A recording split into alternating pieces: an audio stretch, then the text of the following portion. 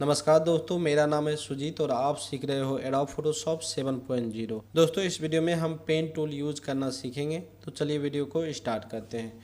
Pen tool use करने के लिए सबसे पहले हमें यहाँ पे एक इमेज चाहिए, तो हम डबल क्लिक किए और कोई सा भी यहाँ से इमेज ले लेंगे।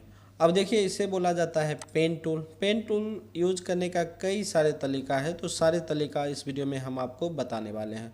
तो पहले आप इस पेन टूल पे एक बार क्लिक कीजिएगा यहाँ पे, तो ऊपर में सेटिंग पहले देखिएगा, इस पे क्लिक होना चाहिए और ये लास्ट में क्लिक होना चाहिए और ये यहाँ पे क्लिक होना चाहिए। अब देखिए, पेन टूल से किसी भी फ़ोटो को अगर आप बैकग्राउंड चेंज करते हो तो पहला जो तरीका है वो आप कुछ इस तरह से क्लिक करते जाते हो, छोटा छोटा पार्ट बना के कुछ इस तरह से। और जैसे कि हमने एग्जाम्पल के थ्रू कुछ इस तरह से हमने चला लिए। अब हम चाहते हैं कि ये जो वाइट कलर का है इसका बैकग्राउंड चेंज हो जाए, तो हम क्या करेंगे, माना कि इतना का ही मेरा बैकग्राउंड चेंज करना है, तो हम यहाँ क्लिक करें, यहाँ पे किए, यहाँ पे किए और यहाँ पे किए। ठीक है, इतना क्लिक किए।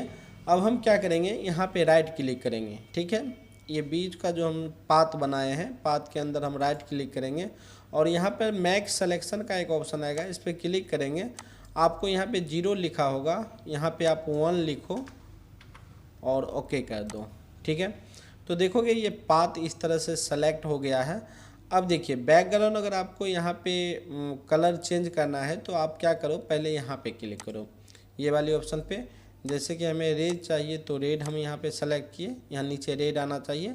अब हम डिलीट बटन दबाएंगे तो देखोगे बैकग्राउंड चेंज होके यहाँ पे रेड आ गया। ठीक है, डिलीट बटन दबाने से हम फिर से बैक जाते हैं। अब दूसरा जो हमारा तरीका है वो हम कंट्रोल के साथ एक्स बटन दबाएंगे।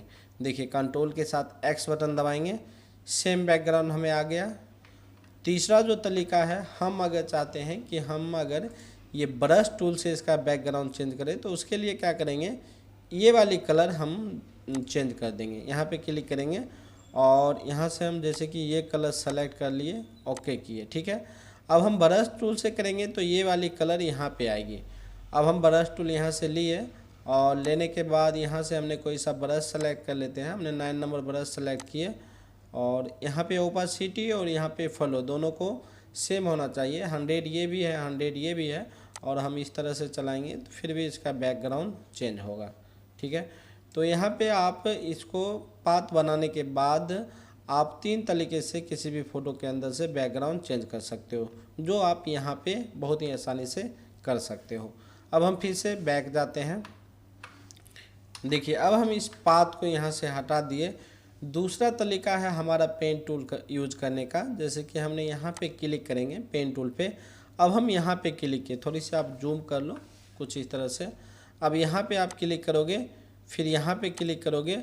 अब यहाँ से छोटा छोटा आपको पाथ नहीं बनाना है, अब आप यहाँ पे क्लिक करो। ठीक है, क्लिक करके माउस का लेफ्ट बटन को आपको छोड़ना नहीं है, मतलब होल्ड करके रखना है और इसे इस साइड खींचोगे तो देखोगे एक पाथ इधर हमें बन के आया। ठीक है, इधर बन के आया है। अब आप क्या करो, यहाँ पे क्लिक करोगे, इस पे पहले कीबोर्ड के अंदर अल्ट बटन को होल्ड करके रखो और इस पे आप क्लिक करोगे तो ये इधर से कट जाएगा। अब आप यहाँ पे क्लिक करो, देखो कुछ इस तरह से इतना हमारा सेलेक्ट हुआ।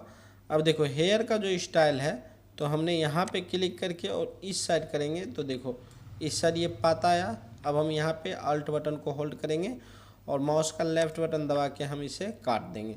अब यहाँ से डायरेक्ट हम यहाँ लेंगे। ठीक है, तो यहाँ पे हम क्लिक किए और कुछ इस तरह से हम इतना हमने सिलेक्शन किए। अब हम यहाँ से कट कर देते हैं। ठीक है, यहाँ से कट किए और यहाँ लिए। अब हमें ये वाली जो पॉइंट लेना है तो हम ले सकते हैं। जैसे यहाँ पे हम क्लिक करेंगे और इस तरह से खींचेंगे तो ये वाली पॉइंट हम ले सकते हैं। अगर हमें ये वाली पॉइंट नहीं लेना है, ठीक है, माना कि हमें ये पॉइंट नहीं चाहिए, तो हम डायरेक्ट यहाँ क्लिक करके थोड़ी सी रोटेट मारेंगे और इस तरह से हम कट कर लेंगे। अब हम यहाँ पे डायरेक्ट क्लिक करेंगे और नीचे की साइड खींचेंगे कुछ इस तरह से, तो ऊपर में कुछ इस तरह से बन जाएगा। अब हमें यहाँ कट करना है तो सिंपली आप अल्ट बटन को होल्ड करके रखो और माउस का लेफ्ट बटन दबाओ तो ये कट हो जाएगा। तो कुछ इस तरह से इसे बहुत ही आसानी से हमने बैकग्राउंड चेंज कर सकते हैं। जैसे कि यहाँ से इस तरह से हम पाथ बनाएंगे। हम थोड़ा सा स्पीड में बना रहे हैं आपको दिखाने के लिए, तो कुछ इस तरह से बना के और इसे सेम ऑप्शन को आप यूज़ करो, यहाँ पे क्लिक करो, यहाँ पे, और यहाँ से इस मुंह को मिला दिए। अब हम क्या करेंगे, माउस का राइट बटन क्लिक करेंगे, यहाँ पे मैक्स सिलेक्शन है तो इस पर हम क्लिक किए, एक है यहाँ पे, ओके कर देते हैं। ठीक है, अब आप फिर भी 3 तरीके से बैकग्राउंड चेंज कर सकते हो। पहला डिलीट बटन से, दूसरा कंट्रोल के साथ एक्स बटन से, तीसरा जो है वो ब्रश टूल लोगे और यहाँ पे जो कलर रहेगा इसके बैकग्राउंड में आएगा।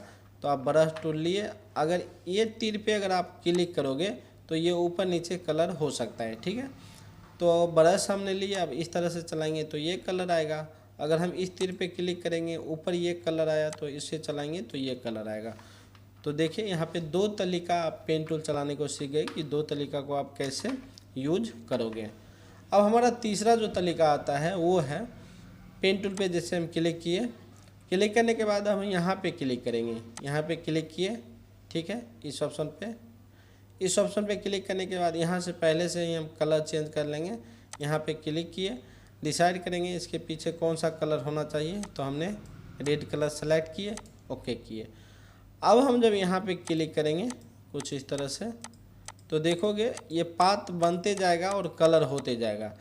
अब कहने का मतलब कई बार आप इस तरह से चलाओगे, चलाते जाओगे, कई बार क्या होगा, इस साइड ही कलर हो जाएगा। ठीक है, जैसे कि हमने एग्जांपल के तौर पे ये पाथ हम थोड़ा सा स्पीड में देखिए, इस तरह से ये कलर होते जा रहा है। ठीक है, कुछ इस तरह से, तो इस साइड ये कलर नहीं आ सकता है। ठीक है, जैसे ये कलर दिख रहा है इस साइड ये कलर नहीं आ सकता। वो इसलिए नहीं आ सकता है क्योंकि जब हम इस पॉइंट पे आएंगे तो इसे इस तरह से हम रोटेट करेंगे।